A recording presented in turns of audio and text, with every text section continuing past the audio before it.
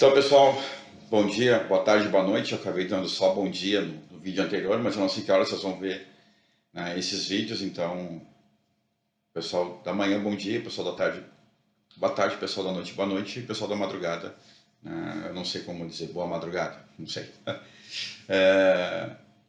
Mesma camisa, tá? Fui comer um galetinho ali no Mamma Mia, tô voltando agora, né, barriga cheia e com vontade de falar, embora tenha comido bastante.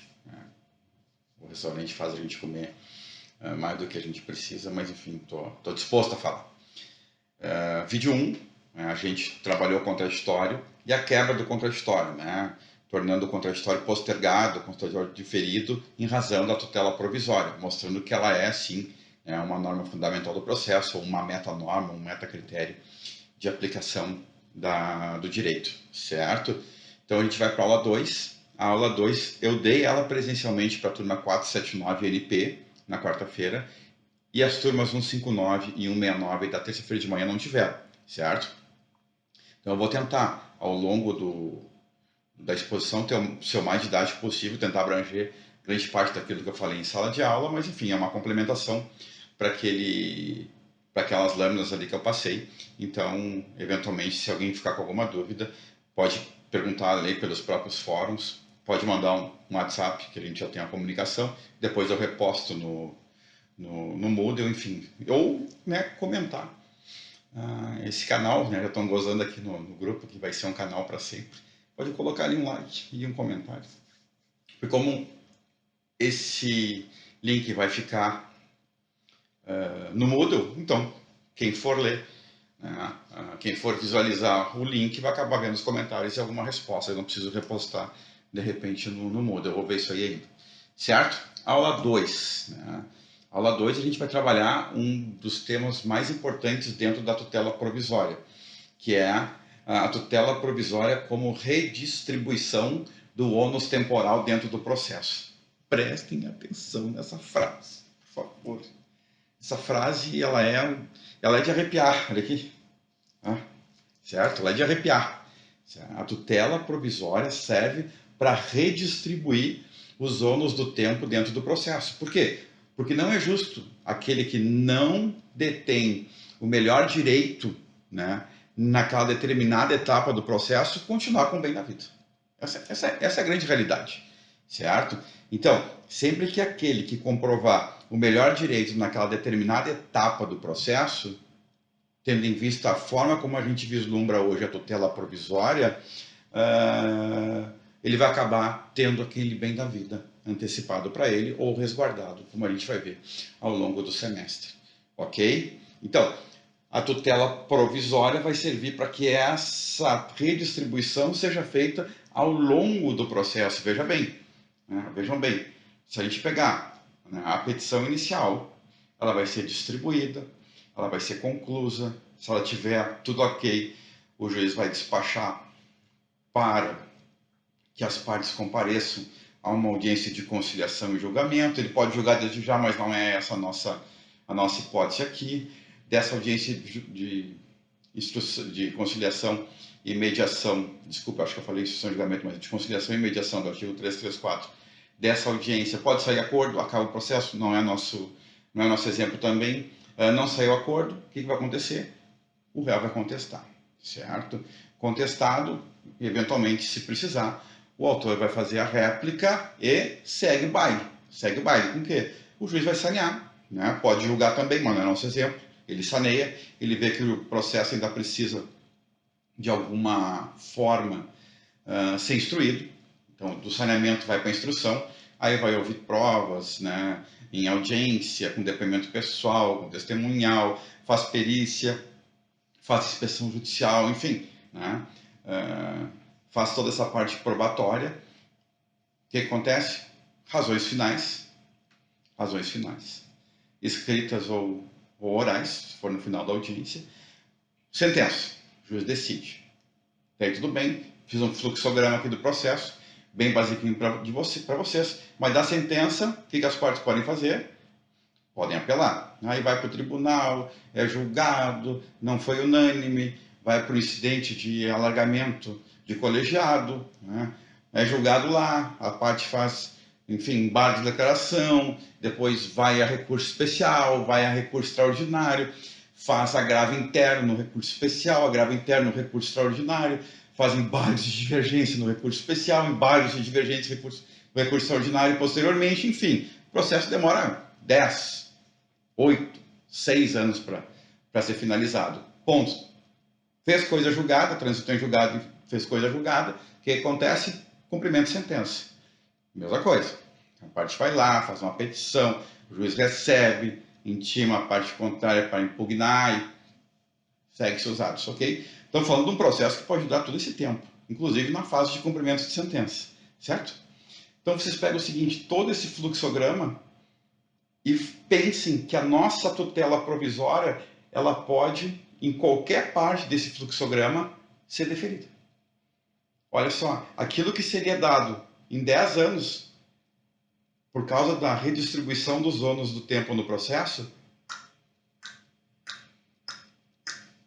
pode ser deferido a qualquer momento. Na fase postulatória, na fase saneadora, na fase instrutória, na fase decisória, na fase recursal, na fase de cumprimento de sentença, sempre quando a parte demonstrar aquilo que a gente vai ver durante o semestre, né, para que possa antecipar ou resguardar o seu direito, o que vai acontecer? O judiciário vai conceder. Fechou? Então, essa redistribuição do ônus do tempo do processo é uma das principais chaves para entender aquilo que vem a ser a nossa tutela provisória dentro do semestre, certo? Tem uma segunda frase que eu acabei dizendo na aula 4MP para a turma 479, que é a seguinte, tá? Então, vocês estão vendo que, mediante alguns requisitos, ao longo de todo esse processo, a parte que detém o melhor direito pode conquistar ele ou resguardá-lo antecipadamente dentro desse mesmo processo, ok? Então vocês pensem o seguinte nessa frase, que não é minha, óbvio. Nem eu teria essa genialidade para poder pensar numa frase dessa, mas vocês pensam na seguinte frase: uma tutela de urgência indeferida ao autor é, ao mesmo tempo, uma tutela de urgência deferida ao réu. Se vocês partirem dessa lógica, vocês também vão começar a entender o nosso tema da tutela provisória. Ou seja, sempre que o autor for a juízo pedir uma tutela de urgência, uma tutela de evidência, enfim, depois a gente vê isso, pedir uma tutela de urgência e o juiz indeferir, ele está deferindo que o bem da vida fique na mão do réu durante o tempo que o processo tramitar, né, e for, enfim, ao cabo efetivado, e a partir daí a gente começa a ver essa noção de tutela de urgência de uma outra forma.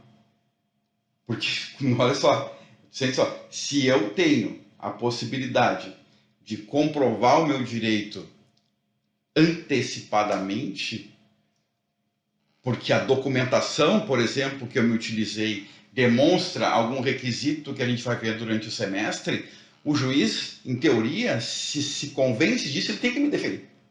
Ele deve deferir o autor. Porque não deferir o autor, essa frase está dizendo que ele está deferindo ao réu. Ele está deixando o réu que não demonstra, ou não pôde demonstrar ainda, por falta de contraditório, como a gente viu na aula 1, naquele momento, o réu, mesmo sem falar e mesmo sem comprovar o melhor direito, estamos deixando o autor na mão. Certo? Então essa frase que, enfim, ela é muito bem trabalhada foi muito bem trabalhada pelo professor Ovidio Batista e depois o professor Marinoni acabou se utilizando muito das ideias do professor Ovidio Batista para escrever as suas obras sobre antecipação de tutela e tutela cautelar. Essa frase ela é de significativa importância para se compreenda o estado da arte das tutelas provisórias. Tá?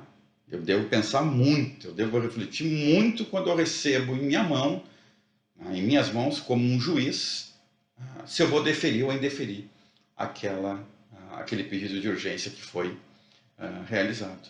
Porque quando eu nego ou defiro, eu estou fazendo ao contrário para a parte de lá. Ok? Estou olhando aqui as aulas, daí nas lâminas eu coloquei um fluxograma para vocês, bem completinho, de como é que é o processo, né, previsto no Código de Processo Civil de 2015, qual é como é que é o rito, como é que é o procedimento comum.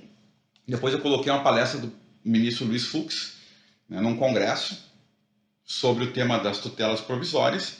E depois eu, além daquela bibliografia básica e da complementar que já faz parte do plano de ensino de vocês, eu coloquei mais um e vou tentar colocar sempre nas lâminas uma bibliografia a mais para que vocês tenham aí um rol completo de autores sobre o tema, ok? Nesse caso eu coloquei o livro de tutela provisória do professor Eduardo Arruda Alvim, que é um excelente livro, é bem referido aí pela doutrina, e vocês podem, enfim, né, comprar qualquer um da básica ou complementar, ou se valer dessas obras que eu vou indicar ali ao final, e ver os vídeos, né, principalmente do ministro Fux e os demais que eu vou indicar durante o semestre, ok? Era isso que eu ia falar nessa segunda aula, espero que aproveitem aí. Beijos e abraços, tchau, tchau.